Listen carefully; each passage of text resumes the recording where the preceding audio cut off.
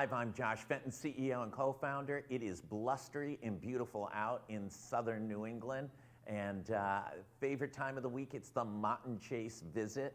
We've got Kim Marion joining us this week. Always a favorite. Kim, thanks so much for joining us. Thanks for inviting me, Josh. So happy to be here. Okay, so new data out from the Rhode Island Association of Realtors. We broke it down overnight. It shows that, listen, 10 of the communities are seeing increases from last March to this March of over 18%. And I think it was South Kingstown was like up nearly 50% in the median price of a home. When does the madness stop, Kim Marion? You're asking me that. Okay. I wish I knew when the madness stopped. I will just touch on a couple of things. I have clients looking in North Kingstown, which I know was another community that you said had a huge increase, and we're having a really hard time because prices have shot up so much. And it's not even just waterfront, it's just the community is such a nice community, and people are obviously close to the beach. It's a wannabe destination. So I'm having a heck of a time in North Kingstown with clients out there. Interest rates are a theme. They've risen, and it looks like they are likely to rise again. I was reading this morning, I think it was Kiplinger's said maybe up to 5.3% by the end of the year. Don't quote me, but that's what I read this morning. And in the big picture, it does negatively impact buyers' ability to pay more for a house. In the really big picture, it's still a pretty low rate. So buyers are still out buying. Yeah, I mean, talk about it. You're working with a bunch of buyers. They're seeing these interest rates go up from, sub 3 or 3 up to 5 and over 5. How's that impacting their goals, dreams, and buying power? So, well, I mean, if you look at a year and a half ago, when rates were in the threes, it's a significant difference. So every point is $100,000. We talked about it last time. It's a big hit. It's a big hit for what buying power. Families are having a hard time. I was thinking this morning, how many houses are on the market in Rhode Island? So we're a million or so people, 588 houses on the market in Rhode Island right now, single family homes.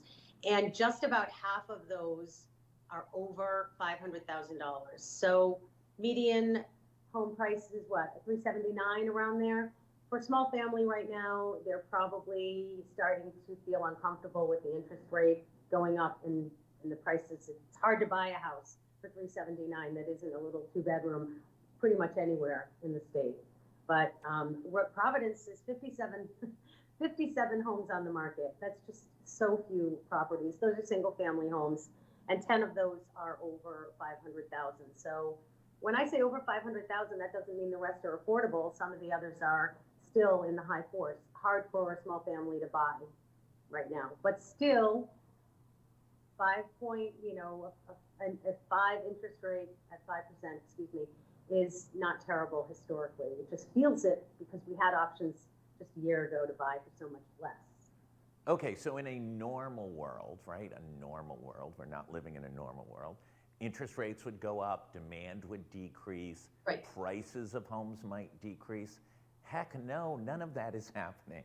You're going with buyers to these open houses, and are you seeing a precipitous decrease in the number of people yearning to buy these houses? No, because we have so few properties on the market, there are still, even I just had a listing in Pawtucket. It went under contract over the weekend. I tried to have, I have such a gripe about, I'll say a realtor will put a property on the market for an hour and a half on a Saturday, and that's it. And you can't get in after that. And I said, I'm not going to do that. I'm going to make sure I'm on for a few days, and I'm going to make sure the time people can get in. And that was really hard to do. Was that the super cool one you had in Pawtucket? Yes. One Armistice Boulevard, such a cool house, absolutely beautiful. And I did 2 days, but it was really hard because the people that came in immediately put offers in immediately, and they don't want to wait because they're also fighting, well, is there something else I want to look at? And if I do, am I going to miss that one? So I had showings up until the last second, and then it really was the weekend. It was under contract within the weekend. So All right, so I'm that's not going to ask you what it sold for because I know you can't disclose that. But what was the asking price? the asking price was $499. That was an interesting house. It was a multifamily, but it really was more like a single family home with a small apartment on the third floor. So multis tend to go a little bit more, obviously, because that they have that income potential. That house is going to be wonderful for somebody who wants to really feel like they're in a single family home, but have the benefit of that third floor, very, very cute apartment on the third floor. And how many offers did you get? 6 offers. 6 offers, and I'm guessing maybe some of them were over the asking price. Um, they were all over the asking price. Yeah, I mean, that's the They were all world we at live or in. over. They were all at or over. Yeah. So we'll wait till it closes, and then we'll ask you about what it finally sold for next time you're on. For those people, how many people came through that open houses? So I had, I'm just trying to think back, probably about 18 showings. And I had actually shown it, well, yeah, 18 showings. And then right up until the last minute, somebody said, can you just squeeze me in? And I was like, I have, it's an hour before offers are due. And I did get them in. They didn't end up making an offer, but that's always how it goes. But I did get them in. So I felt like representing the seller means you really need to get as many people in as possible. It's within a reasonable range. Okay, so let's just peel this back a little bit. 18 people saw it, 6 made offers. They were at or above asking price, and this is while interest rates are increasing. Have you ever seen a situation like this? And it's repeating across the state, right? Every property is facing this. Have you ever seen anything like this? I have not. I will tell you that a couple of things, there are 2 properties that I just put under contract for buyers, and they were for sale by owner. Those can be very challenging because when you don't have another realtor that knows all the rules, it can be a little challenging. But in my cases, they're both going swimmingly. And my clients are super excited because they weren't in the MLS, so they had less showings than properties that are in the MLS, which is a little note to someone who wants to sell for sale by owner. You really are better off working with a realtor and getting in the MLS. But these 2, one I had to fish out, kind of find it for my buyer, and the other one was a client I was working with, and they came to me, and I feel like they're getting, it's not a deal, but they're getting a pretty good price compared to what it might have gone for if it had gone on the open market with a realtor on the MLS with all the marketing and everything. Listen, we're not looking to sell our home, but if we do, we know a lot of realtors. We wouldn't want to offend anyone, and we would love to drive them all crazy. We would put the house on for sale by owner. And You just have a lot of experience. drive everyone crazy, right? I'll call you. Can Marion be like, that's one house I'm not taking any of my buyers to. No way. No way. And Goose, our dog Goose, will be in the window barking at everyone. Oh, you said that. He goes on Facebook now and then. Oh, he does. Yeah, he enjoys it very much. He has his own account. No, just kidding.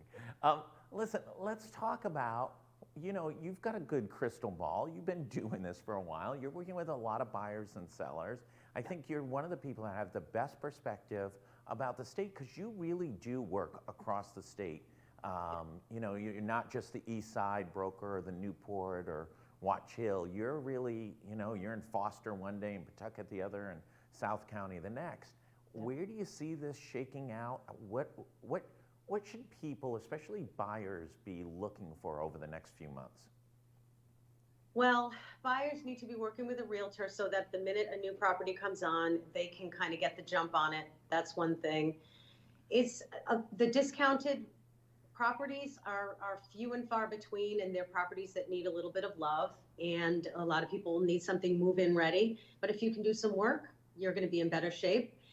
I would say land, if you have the constitution to build, that's going to be expensive. So whatever the budget's going to be, I'm not going to say double it because we've already hit an increase, a double. At 30% though? Yeah, maybe 20%. I did just put this is kind of an interesting thing. I did just put a piece of land on the market in Little Compton. It's 13 plus acres. half of it is buildable and it's waterfront. It's on for 3.25 million. And you would think I would put that on and it would maybe take a while, but I've already gotten 2 phone calls and I put it on yesterday. So how is the market? It's a piece of land. It's an amazing spot, but that's a lot of money.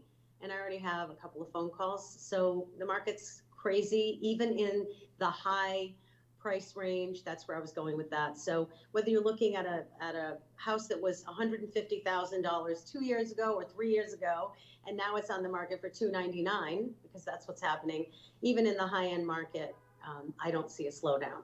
I do see opportunities if you are an optimist and you're working with someone who can really negotiate on your behalf and help you write a great offer, and that knows your market. Like you said, I'm in Smithfield, I'm in Little Compton, I'm in Foster, North Kingstown. I really do get it. Rhode Island is so small, it's almost an hour anywhere, So I don't see deals per se, but if somebody has the ability to do some fixing up, that's going to be where you get a good deal. Kim, one of the things that stood out in the analysis we did on the communities that saw the greatest increase, one of them that had a big increase percentage-wise was Coventry. But the one thing that stood out about Coventry was the median household price was significantly lower than all the other communities. Narragansett, the median price I think was over $800,000 for March of 2022. I want to say, and this don't quote me on it, but it was around $300,000 and maybe $20,000 for Coventry. Coventry was significantly over and maybe up from $260,000. Is that the place that might be the best place for first-time home buyers, people who have, can't stretch, they can't hit their in-laws for an extra $200,000 in cash? Is that the place? Not bad schools, in the 300s. I'm surprised. I've lived in Coventry and I loved living there. It's a nice sort of rural, but you do have great shopping and good schools. And it's, like I say, Rhode Island is so small, you can really get anywhere. I lived in Coventry and worked in Providence, and I was in corporate. I made that commute every day. People think Coventry is very far. It's really not that far. And if you can get a good deal, that's probably not right on Johnson's Pond, which is probably a little higher. There are some nice neighborhoods in Coventry where you can get a deal, it sounds like. I haven't sold anything in Coventry in a long time. And then, just jump back. The east side is just insane. Yeah. House goes for sale. The next day it has a pending sign. Yeah, you call to try to get an appointment and you have to sort of I'll give you my puppy, I just need to get my client in. The showings fill up so fast and you can't really, you almost can't blame the agent because they fill up with showings. They've got 2 days of showings, hopefully. And then at some point they know they're gonna have 20 offers, and it just becomes how many more showings can you do? All the offers usually end up in the same zone unless somebody is. And I have a client like this, and we did find them something off market, thank God. We've been working together for 2 years trying to find something on the east side. And gosh, they have a budget. They can go to almost 8. It's not like, they have a $300,000 budget and we couldn't find anything. They have a cash budget, and we had a hell of a time, and we finally found something. But when you have 20, 30, 40 showings and you're going to have half as many offers, it becomes, they all end up in the same place. How many offers can you review with a seller, So, the east side is just so hard right now. I was reading an article about Portugal is the now go-to place for Americans to move to in retirement. Should you guys build maybe, for those boomers who are thinking about selling their houses, maybe you should hook them up with living opportunities over in Portugal and a couple free plane tickets? I mean, how long can these folks who are rattling around the 4,000 square foot house with no kids continue to hold out? I mean, I feel like they're in the windows with shotguns. Stay away, buyers, stay away, we're staying here. I know. Those people need to call me. I can help them make their retirement dreams come true. We have a branch in Portugal, so if you need a referral, I can find you a wonderful agent. Hey, we're all over the world, Josh. I can find you an agent anywhere. I didn't know. Were you kicking the plane tickets?